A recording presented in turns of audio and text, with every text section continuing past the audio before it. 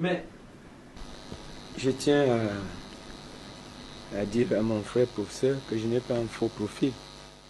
Parce qu'il a parlé de faux profil, ça nous intéresse. Bon, je crois que quand le professeur Mbelek parlait de faux profil, il parlait des gens qui interviennent dans le live. Bon, de toutes les façons, vous m'avez posé une question très pertinente et je tiens à la répondre. Avant de la répondre, mettons les éléments sur la table. Le 25 septembre 2024 et le 31 octobre 2024,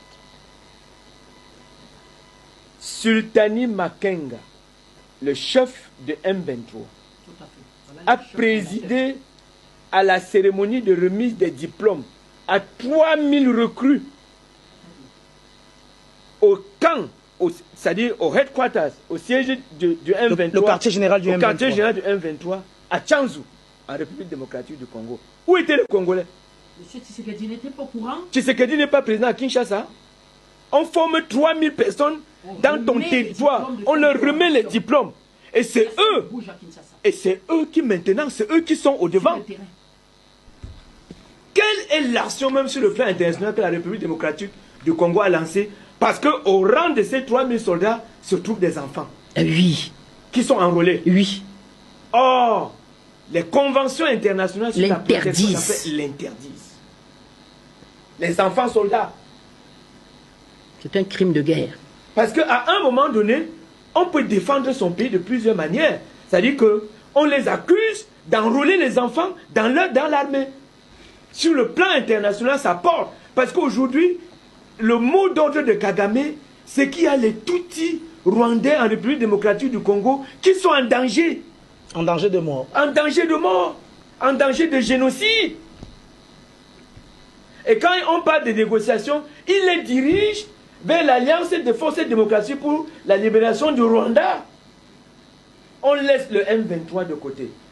Deuxième élément. Écoutez bien. Ce sont les faits. Ce sont les faits. On remet les diplômes à 3000 soldats, mon cher ami. Former 3000 personnes dans un pays sans que vous ne vous intéressez que... Mais quel est ce mouvement de personnes qui courent en chantant tous les matins à 4h, 5h? Vous ne vous interrogez pas, les services de renseignement sont où? Sont où? Voilà les questions. Il ne faut pas poser ces questions. Pourquoi vous ne voulez pas qu'on parle? Le mensonge ne passera pas. Pourquoi vous ne voulez pas qu'on parle? Mais si vous êtes occupé à faire des anniversaires, allez fêter les anniversaires. Voyager à travers le monde. Mais voyager. Gérer un pays, c'est une responsabilité énorme que vous ne pouvez pas imaginer. Voilà pourquoi un chef d'État n'achète rien. Oui. Tu n'achètes pas le billet d'avion, tu n'achètes pas tes vêtements. On met tout à ta disposition pour gérer le pays. Tu n'achètes pas la nourriture, tu ne payes pas la pension de tes enfants, monsieur. On te laisse tous ces chats de côté, on dit occupe-toi du pays. Soyons sérieux. Si vous ne voulez pas qu'on parle, ne nous appelez plus. Appelez ceux qui vont parler, on va écouter. Non, nous on va parler. Je vous assure. Ce n'est même que le début des émissions sur la RDC.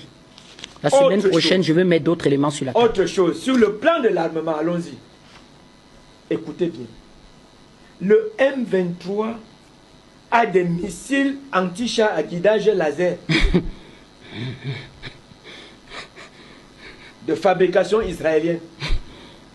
Écoutez bien. Je l'ai dit. Des missiles anti-chars à guidage laser. C'est le top de l'armée israélienne. On n'a pas besoin d'un chauffage à l'intérieur. De l'armée israélienne. Oui. Et c'est eux qui ont assisté à la formation des 3000 militaires, les inspecteurs israéliens. Oui, c'est eux qui forment les 3000. Les 3000 militaires.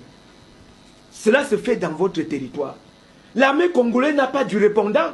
Non, autre chose. L'armée congolaise est venue avec des drones pour vouloir contrôler les zones. Eux, ils ont mis sur pied, les M23 disposent des spoofings et des brouilleurs de haut niveau qui ont même empêché les aéronefs de voler dans toute la zone en Ouganda, et même au Burundi. Car à un moment donné, les commandants de bord, ils se plaignent qu'ils n'ont pas de transmission. Ils n'ont pas la transmission. Ça se passe au Congo. C'est un mouvement rebelle. Mais un mouvement rebelle qu'on a désarmé, qu'on a cantonné. À 2013. Pendant le cantonnement. Que faisiez-vous? Que faisiez-vous? Nuit et jour, j'ai chanté comme la cigale et la fourmi. La cigale ayant chanté tout l'été, se prouvant fort dépourvue. Quand la bise fut venue, pas un seul morceau de mouche ou de vermisseau. Elle alla crier en famille chez la fourmi, sa voisine, la priant de lui prêter quelques grains pour subsister jusqu'à la saison nouvelle. Elle lui demande, mais que faisiez-vous au temps de culture? Dit, je chantais, je dansais. Dansez maintenant. Dansez maintenant.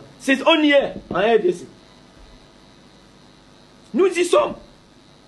Et autre chose.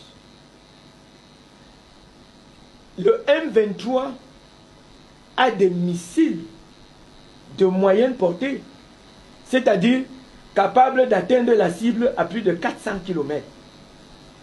Mais les soldats congolais, ils ont raison de fuir plus que les femmes enceintes. Bien sûr.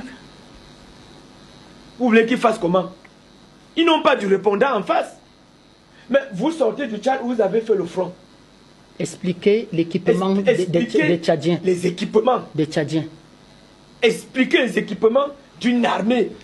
Il faut dire que du côté du Tchad, l'armée tchadienne, elle est suffisamment aguerrie et suffisamment prête pour faire face à toutes les menaces qui pourraient éventuellement... Mais comment? Dites que les généraux sont sur le front de guerre avec les militaires. Effectivement. Vous savez ce qui s'est passé à Goma? Les officiers ont pris le bateau et sont partis. Ils ont laissé les hommes de troupes. Sans coordination. C'est une réalité pour l'avoir vécu du côté de Tchad. C'est à Kaiga Kindiria, c'est le général qui mène ses troupes au front. C'est un général qui mène le front. Effectivement. Mais là où on se retrouve à l'est de la République démocratique du Congo, les officiers ont pris les navires. Ils ont pris les navires, ils ont fui. Ils ont abandonné les troupes dans la ville. On parle de 700 morts. La désertion, dans le code de justice militaire, c'est le peloton d'exécution. Tout à fait. La désertion. Tout à fait. C'est le peloton d'exécution dans des armées où il y a de la responsabilité. Parce que vous devriez être le... Ok. Alors, si vous avez votre passeport congolais, est-ce que vous pouvez ouvrir votre passeport congolais à la première page? Ok. Vous avez pris votre passeport congolais? Ok. Vous avez la date, votre nationalité et tout ça. Sur la droite, vous avez en dessous écrit Minafet. M-I-N-A-2-F-E-T. Allez sur Google. Tapez Minafet. Vous allez tomber sur le ministère de la coopération rwandaise. Donc, les passeports sont congolais, sont tous retracés par les Rwandais. Nos passeports congolais sont tous retracés par les Rwandais. Donc, quand vous obtenez un passeport depuis Kabila jusqu'à maintenant, puisque j'ai quelqu'un qui a son passeport depuis décembre et qui a aussi Minafet écrit dessus. C'est le ministère des Affaires étrangères rwandais.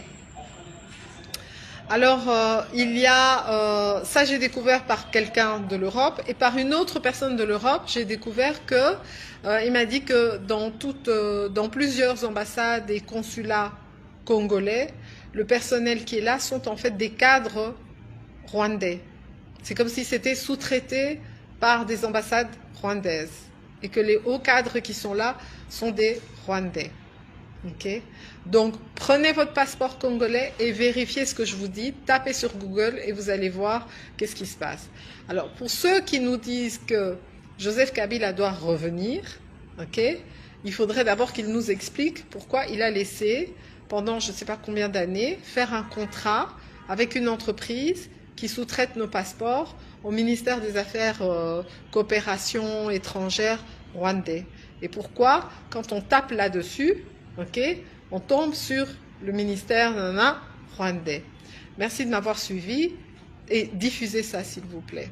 C'est très important, il faut qu'on trouve une solution, il faut qu'on change ça, parce que ça veut dire que toutes les personnes qui ont déjà demandé un passeport congolais sont tracées.